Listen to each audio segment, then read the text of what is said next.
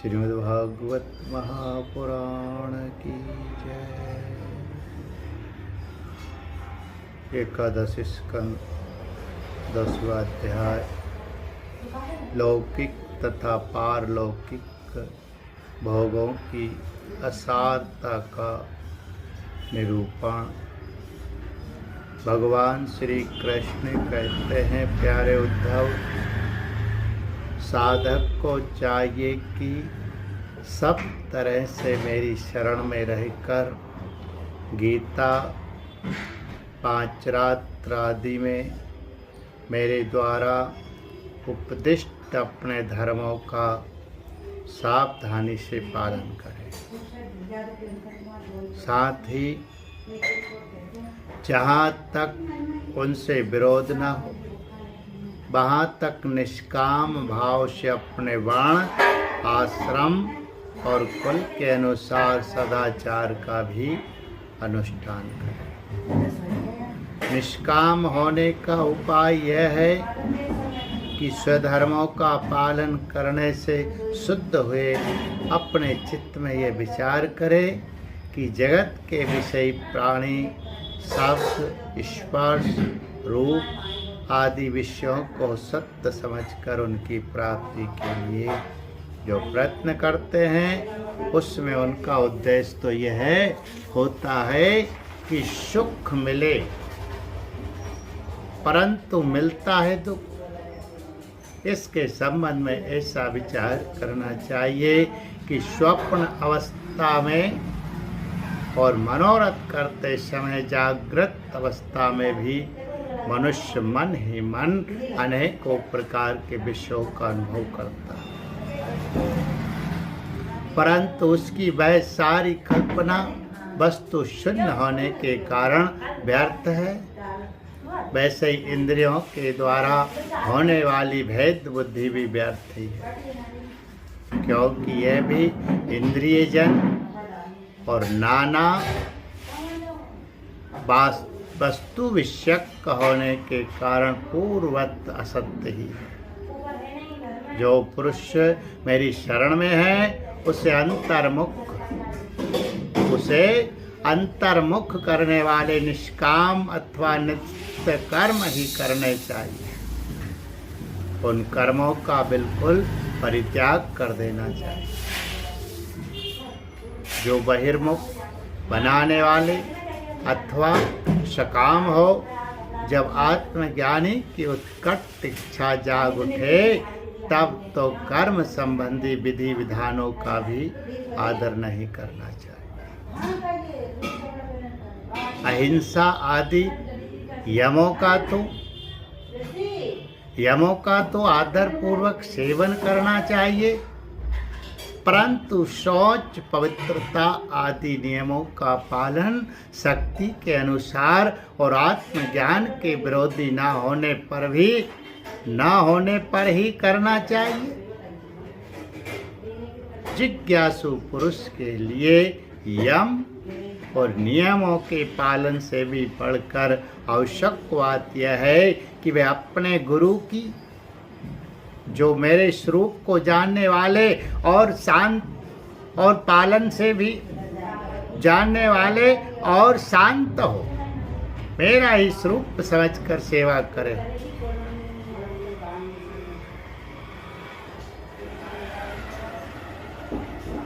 जिज्ञासु पुरुष के लिए यम और नियमों के पालन से भी बढ़कर आवश्यक बात यह है कि वह अपने गुरु की, जो मेरे स्वरूप को जानने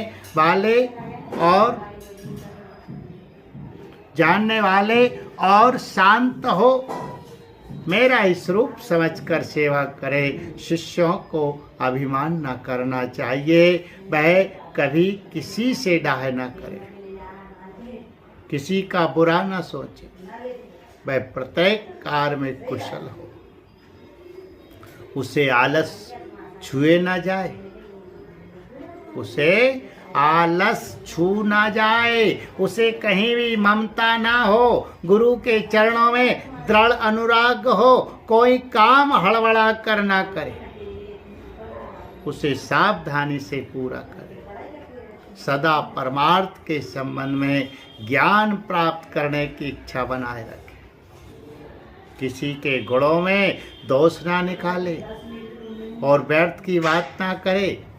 जिज्ञासु का परम धन है आत्मा, इसलिए वह स्त्री, पुत्र, घर, खेत, स्वजन और धन आदि संपूर्ण पदार्थों में एक सम आत्मा को देखे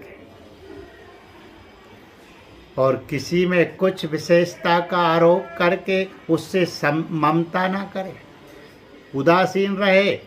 उद्धव, जैसे जलने वाली लकड़ी से उसे जलाने और प्रकाशित करने वाली आग सर्वथा अलग है, ठीक वैसे ही विचार करने पर जान पड़ता है कि पंचभूतों का बना स्थूल शरीर और मन बुद्धि आदि 17 तत्वों का बना सूक्ष्म शरीर दोनों ही दृश्य और जड़ है तथा उनको जानने और प्रकाशित करने वाला आत्मा साक्षी एवं स्वयं प्रकाश। शरीर अनित्य अनेक एवं जड़ है, आत्मा नित्य एक एवं चेतन है। इस प्रकार देह की अपेक्षा आत्मा में महान विलक्षणता है। अतएव देह से आत्मा भिन्न। जब आग लकड़ी में प्रज्वलित होती है तब लकड़ी के उत्पत्ति, विनाश, बड़ाई, छोटाई और अनेकता आदि सभी गुण एवं स्वयं ग्रहण कर लेती है। परंतु सच पूछो तो लकड़ी के उन गुणों से आग का कोई संबंध नहीं है। वैसे ही जब आत्मा अपने को शरीर मान लेता है तब वह देह के जड़ता, अनित्यता, स्थूलता, अनेकता आदि गुणों से सर्वदा रहित होने पर भी उनसे युक्त जान पड़ता है। ईश्वर के द्वारा नियंत्रित माया के गुणों ने ही सूक्ष्म और स्थूल शरीर का निर्माण किया। जीव को शरीर और शरीर को जीव समझ लेने के कारण ही स्थूल शरीर के जन्म, मरण और सूक्ष्म शरीर के आवागमन का आत्मा पर आरोप किया जाता है। जीव को जन्म मृत्यु रूप संसार इसी भ्रम अथवा अध्यास के कारण प्राप्त होता है। आत्मा के स्वरूप का ज्ञान होने पर उसकी जड़ कट जाती। प्यारे उद्धव, इस जन्म मृत्यु रूप संसार का कोई दूसरा कारण नहीं, केवल अज्ञान ही मूल कारण। इसलिए अपने वास्तविक स्वरूप को, आत्मा को जानने की इच्छा करनी चाहिए। अपना यह वास्तविक स्वरूप समस्त प्रकृति और प्राकृत जगत से अतीत द्वैत को गंध से रहित एवं अपने आप में ही स्थित है। उसका और कोई आधार नहीं है। उसे जानकर धीरे धीरे स्थूल शरीर, सूक्ष्म शरीर आदि में जो सत्यत्व बुद्धि हो रही है उसे क्रमशः मिटा देना चाहिए। यज्ञ में जब अरणि मंथन करके अग्नि उत्पन्न करते हैं तो उसमें नीचे ऊपर 2 लकड़ियां रहती है और बीच में मंथन काष्ठ रहता है। वैसे ही विद्या रूप अग्नि की उत्पत्ति के लिए आचार्य और शिष्य तो नीचे ऊपर की अरणियां हैं तथा उपदेश मंथन काष्ठ है। उनसे जो ज्ञानाग्नि प्रज्वलित होती है वह विलक्षण सुख देने वाली। इस यज्ञ में बुद्धिमान शिष्य सत्व गुरु के द्वारा जो अत्यंत विशुद्ध ज्ञान प्राप्त करता है वे गुणों से बनी हुई विषयों की माया को भस्म कर देता है। तत्पश्चात वे गुण भी भस्म हो जाते हैं जिनसे कि यह संसार बना हुआ है। इस प्रकार सबके भस्म हो जाने पर जब आत्मा के अतिरिक्त और कोई वस्तु शेष नहीं रह जाती, तब वैज्ञानाग्नि भी ठीक वैसे ही अपने वास्तविक स्वरूप में शांत हो जाती है। वैसे समिधा न रहने पर आग बुझ जाती। प्यारे उद्धव, यदि तुम कदाचित कर्मों के कर्ता और सुख दुखों के भोक्ता जीवों को अनेक तथा जगत काल वेद और आत्मा को नित्य मानते हो, साथ ही समस्त पदार्थों की स्थिति प्रभाव से नित्य और यथार्थ स्वीकार करते हो तथा ये समझते हो कि घटपट आदि ब्रह्म आकृतियों के भेद से उनके अनुसार ज्ञान ही उत्पन्न होता और बदलता रहता है, तो ऐसे मत के मानने से बड़ा अनर्थ हो जाएगा। क्योंकि इस प्रकार जगत के कर्ता आत्मा की नित्य सत्ता और जन्म मृत्यु के चक्कर से मुक्ति भी सिद्ध ना हो सकेगी। यदि कदाचित ऐसा स्वीकार भी कर लिया जाए तो दह और संवत्सरादि काला यवों के संबंध से होने वाली जीवों की जन्म मरण आदि अवस्थाएं भी नित्य होने के कारण दूर ना हो सकेगी, क्योंकि तुम देहादि पदार्थ और काल की नित्यता स्वीकार करते हो।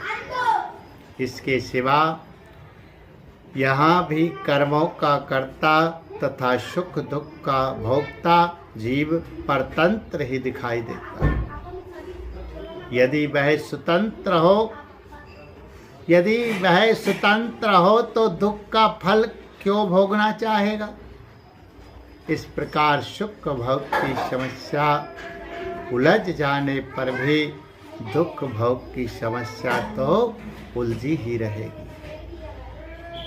अतः इस मत के अनुसार जीव को कभी मुक्ति या स्वतंत्रता प्राप्त ना हो सकेगी। जब जीव स्वरूपतः परतंत्र है, विवश है, तब तो स्वार्थ या परमार्थ कोई भी उसका सेवन न करेगा, अर्थात वह स्वार्थ और परमार्थ दोनों से ही वंचित रह जाएगा। यदि ये कहा जाए कि जो भली भांति कर्म करना जानते हैं वे सुखी रहते हैं और जो नहीं जानते हैं उन्हें दुख भोगना पड़ता है, तो ये कहना भी ठीक नहीं।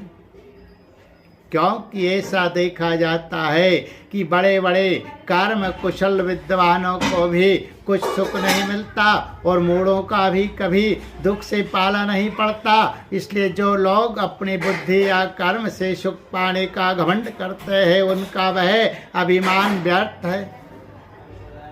यदि ये स्वीकार कर लिया जाए कि वे लोग सुख की प्राप्ति और दुख के नाश का ठीक ठीक उपाय जानते हैं, तो भी यह तो मानना ही पड़ेगा कि उन्हें भी ऐसे उपाय का पता नहीं है जिससे मृत्यु उनके ऊपर कोई प्रभाव न डाल सके और वे कभी मरे ही नहीं। जब मृत्यु उनके सिर पर नाच रही है तब ऐसी कौन सी भोग सामग्री या भोग कामना है जो उन्हें सुखी कर सके। भला जिस मनुष्य को फांसी पर लटकाने के लिए बद स्थान पर ले जाया जा रहा है, उसे क्या फूल चंदन स्त्री आदि पदार्थ संतुष्ट कर सकते हैं? कदापि नहीं। अतः पूर्वोक्त मत मानने वालों की दृष्टि से न सुख ही सिद्ध होता है और न जीव का कुछ पुरुषार्थ ही रहेगा। प्यारे उद्धव, लौकिक सुख के समान पारलौकिक सुख भी दोष युक्त ही है, क्योंकि वहाँ भी बराबरी वालों से होड़ चलती है। अधिक सुख भोगने वालों के प्रति असूया होती है, उनके गुणों में दोष निकाला जाता है और छोटों से घृणा होती है। प्रतिदिन पुण्य क्षीण होने के साथ ही वहाँ के सुख भी क्षय के निकट पहुँचते रहते हैं और एक दिन नष्ट हो जाते हैं। वहाँ की कामना पूर्ण होने में भी यजमान, ऋत्विज और कर्म आदि की त्रुटियों के कारण बड़े बड़े विघ्नों की संभावना रहती है। जैसे हरी भरी खेती भी अतिवृष्टि, अनावृष्टि आदि के कारण नष्ट हो जाती है, वैसे ही स्वर्ग भी प्राप्त होते होते विघ्नों के कारण नहीं मिल पाता। यदि यज्ञ आदि धर्म बिना किसी विघ्न के पूरा हो जाए तो उसके द्वारा जो स्वर्ग आदि लोक मिलते हैं उनकी प्राप्ति का प्रकार भी बतलाता हूँ, सुनो। यज्ञ करने वाला पुरुष यज्ञों के द्वारा देवताओं की आराधना करके स्वर्ग में आ जाता है और वहाँ अपने पुण्य कर्मों के द्वारा उपार्जित दिव्य भोगों को देवताओं के समान भोगता है।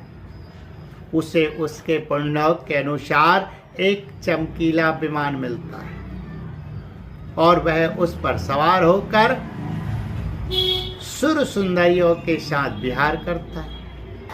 गंधर्वगण उसके गुणों का गान करते हैं और उसके रूप लावण को देखकर दूसरों का मन लुभा जाता है। उसका विमान वह जहाँ ले जाना चाहता है वहाँ चला जाता है और उसकी घंटियाँ घन घना कर दिशाओं को गुंजारित करती है।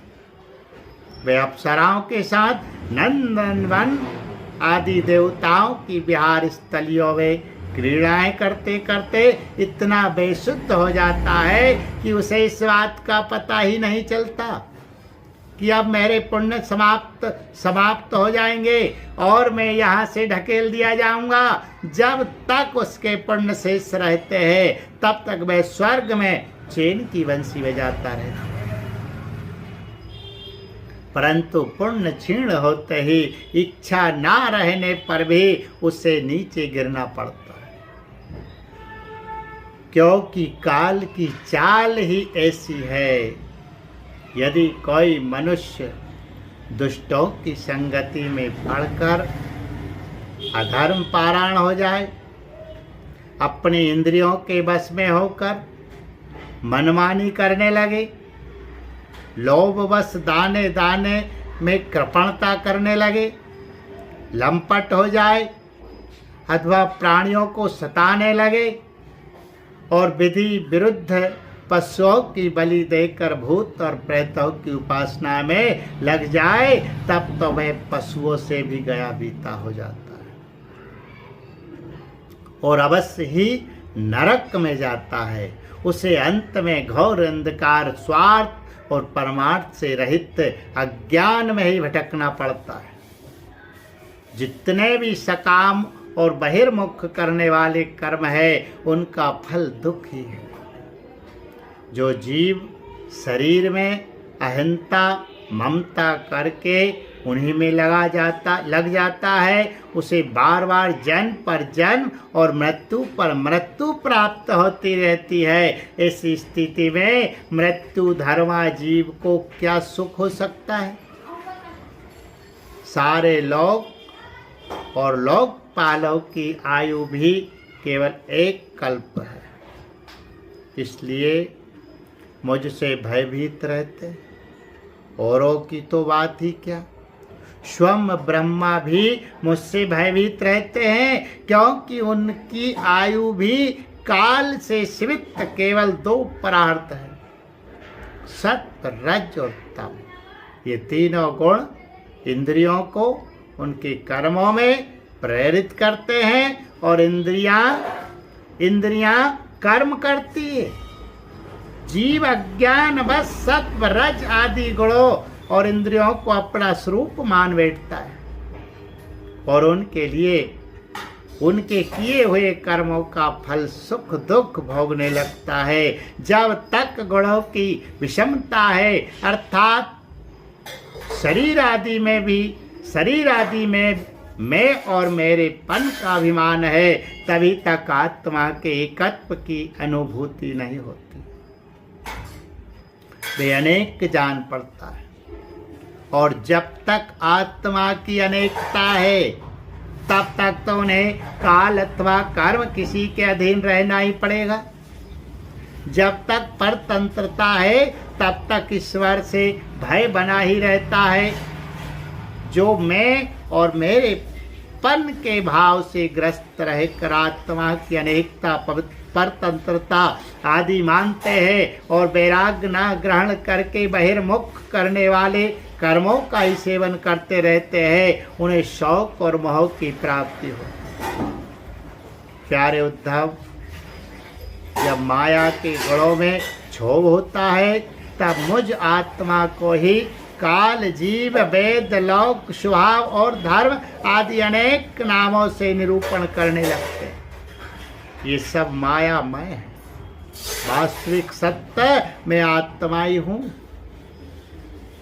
उद्धव जी ने पूछा, भगवान ये जीव देह आदि रूप गुणों में ही रह रहा है, फिर देह से होने वाले कर्मों या सुख दुख आदि रूप फलों में क्यों नहीं बंधता है? अथवा ये आत्मा गुणों से निर्लिप्त है, देह आदि के संपर्क से सर्वथा रहित है, फिर इसे बंधन की प्राप्ति कैसे होती? बद्ध अथवा मुक्त पुरुष कैसा बर्ताव करता है, वह कैसे विहार करता है, या वह किन लक्षणों से पहचाना जाता है, कैसे भोजन करता है और मल त्याग आदि कैसे करता है, कैसे सोता है, कैसे बैठता है और कैसे चलता है। अच्युत प्रश्न का मर्म जानने वालों में आप श्रेष्ठ है, इसलिए आप मेरे इस प्रश्न का उत्तर दीजिए। एक ही आत्मा अनादि गुणों के संसर्ग से नित्य बद्ध भी मालूम पड़ता है और असंग होने के कारण नित्य मुक्त भी। इस बात को लेकर मुझे भ्रम हो रहा है। बोलिए गोविंद गोपाल कृष्ण भगवान की जय। पुराण पुरुष पुरुषोत्तम भगवान की जय। सत्य सनातन वैदिक धर्म।